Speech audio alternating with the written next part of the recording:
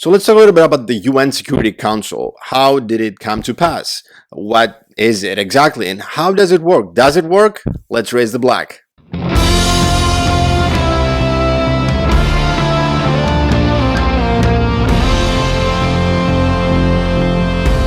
Hey everybody, my name is Stavros. I'm an international relations expert and democracy advocate, and I'm going to be talking to you about the UN Security Council today. How does it work and how did it come to pass? What's the situation? What's the relationship between specifically the five UN Security Council members? So we'll understand a little bit more about how does this work and if it works at the end. Let's begin with a quick history lesson about how this body, specifically we're talking about the UN Security Council with the 5 permanent members as they stand today and the 10 non-permanent members. So a little bit about the UN Security Council, the UN in general, I would say. So on January the 1st in 1942, we had the 26 nations that they were at the time fighting against the Nazis, the Axis forces, not only the Nazis, but the Japanese and the Italians as well. So these 26 countries came together in 1942 and they endorsed the Atlantic Charter, which was another piece of another document written by President Roosevelt of the U.S. and President Churchill Prime Minister Churchill of the UK. So this piece of paper, this Atlantic Charter, was the paper that 26 countries decided to support, to fully endorse, and they basically said that we're not going to be having a separate peace with the Axis forces. We're going to be fighting, and we're going to be having a settlement, a full peace settlement against the Axis forces, all of us together. This was the first milestone. The second milestone was when President Roosevelt of the U.S. and the Soviet leader Joseph Stalin, they met in Tehran, the capital of Iran, in 1943. And then they decided that we should be having a new world order, actually. And they said that we're going to be establishing a new international organization. And this organization will be headed by the US, Great Britain, the Soviet Union, and China. And these 4 countries would be called the 4 policemen. This is a key word here for us, policemen. France was missing from the equation at the time. Then the third milestone was the Yalta Conference in 1945. This was the so-called Nori Conference, when the world powers, the dominant powers at the time, specifically the US, the UK, and less so the UK, but the US mainly and the Soviet Union, they decided to basically share the world, the whole world, the spoils of the world between themselves. They shared spheres of influence between themselves. And this was when we had the very draft of the Security Council, as we saw. With the first iteration of the Security Council was with 5 permanent members: the UK, the US, the Soviet Union, China, and France. And then we had 6 non-permanent members. Then the latest iteration counts 10 non-permanent members for a total of 15 members today.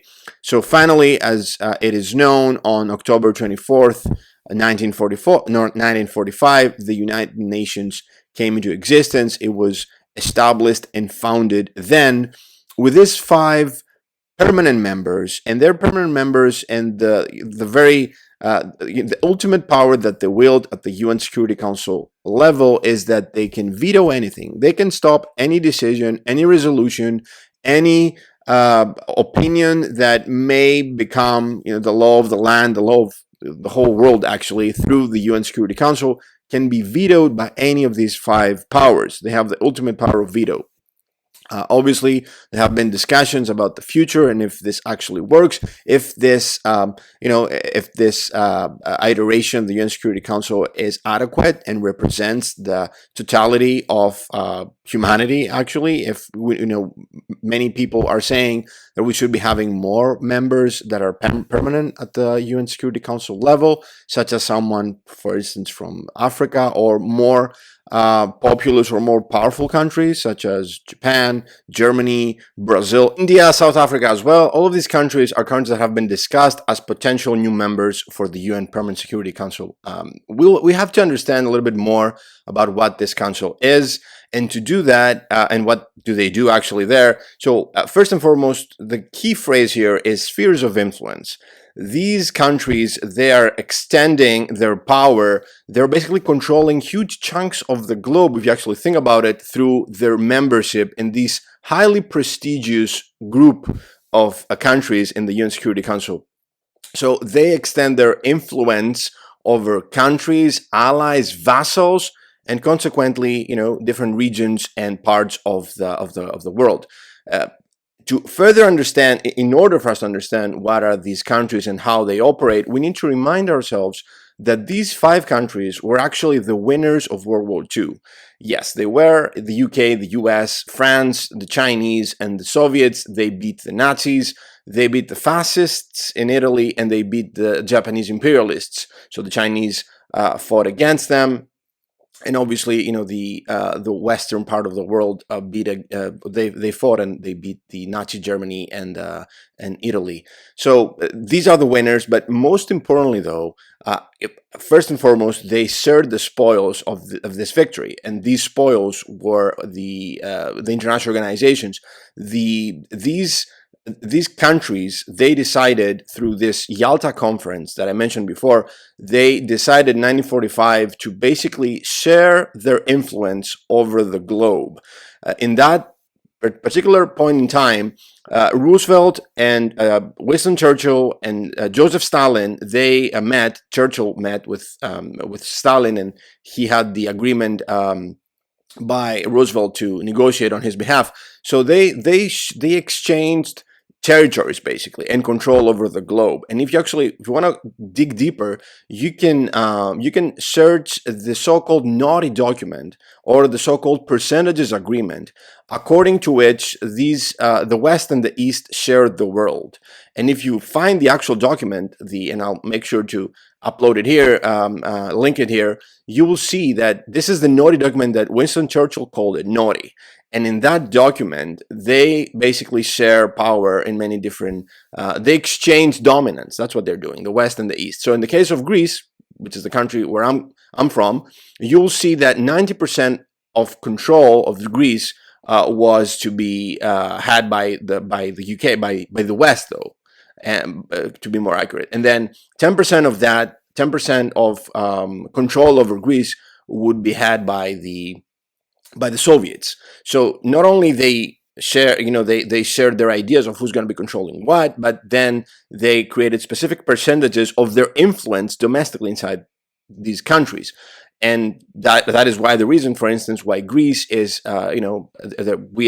we as Greeks, we are members of NATO. We adhere to the so-called Western Alliance up to this very day, based on that Yalta conference, this naughty document, as Churchill called it. So they shared their ideas of the world and who's going to be controlling what, and they put it in stone in the UN Security Council, and they said that this is our sphere of influence.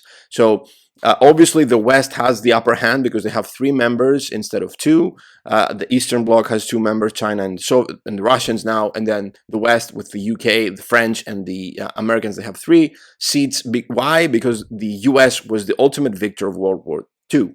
So they won the World War II strictly by not being invaded. Pearl Harbor aside, they were not invaded, they were not bombarded. The UK was not bombarded, but they had to face the Blitz, the bombardment of Britain by Nazi Germany. China was invaded, France was occupied, and then obviously the Soviets had to deal with the invasion of the Nazi regime, and they faced millions faced death or destruction or obliteration or hunger. So obviously, yes, these 4 countries, besides the US, were not that in a strong position after the end of the war. The US was dominating financially, and that's why they managed to create this so-called international world that we know of, the international organizations, the global governance system.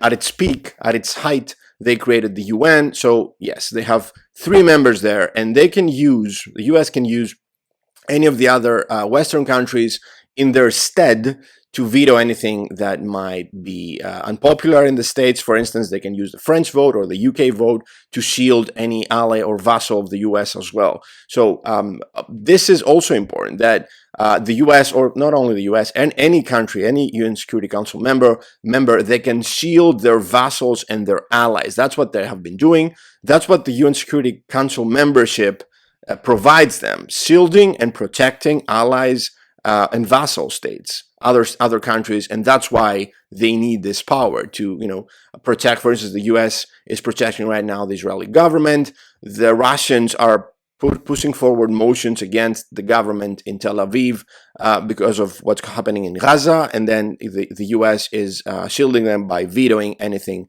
that would threaten the Netanyahu government at the time. And obviously, the Soviets have been shielding their allies during the Cold War. They're doing the same right now in order to protect themselves as they wage war inside Ukraine. They are protecting, Russia is protecting themselves.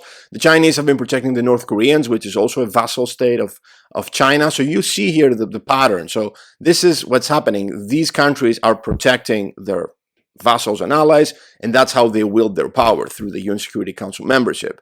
And again, they can use one another as cover, and especially in the case of the Western powers. The final point here is that at the end of the day, we do have this membership. These 5 different countries share power for one specific reason. Well, the final and ultimate reason for having a permanent member in the UN Security Council wielding the ultimate power of veto is to make sure that these 5 countries, all of them are nuclear powers, mind you. The Russians have the most nukes in the world right now, but the Chinese also are amassing a huge arsenal of nuclear weapons.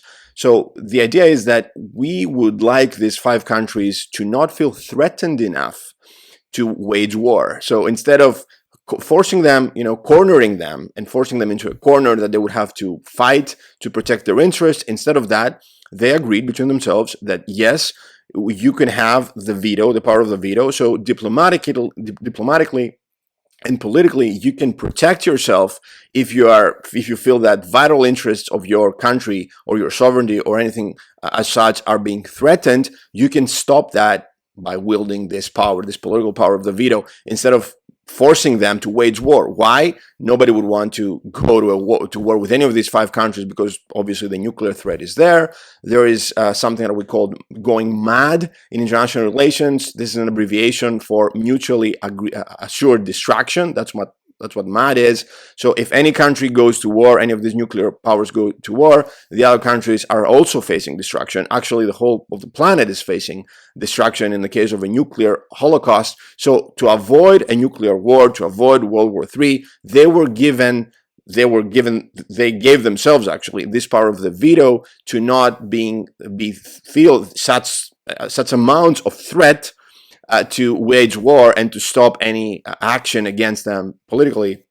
This is exactly what's happening right now in Russia against Ukraine. This is good. This is good to have this option. Nobody wants a nuclear holocaust. Nobody wants any country, the US, the Chinese, any country to feel threatened at that level to start waging war. And because of their spheres of influence, which they represent the interests of their allies at the UN Security Council, they do represent the interests of their allies. So they have countries that are following them, and they would, in some cases, follow them into war. That is the case of NATO. That is the case of the CSTO for the case of the Russian-affiliated countries. So we would not want to have World War III. That's why these countries gave themselves this power to protect their interests and avoid an all-out total war. That's it for today, guys. If you enjoyed this video, please like and subscribe and share around. And remember, keep raising the black.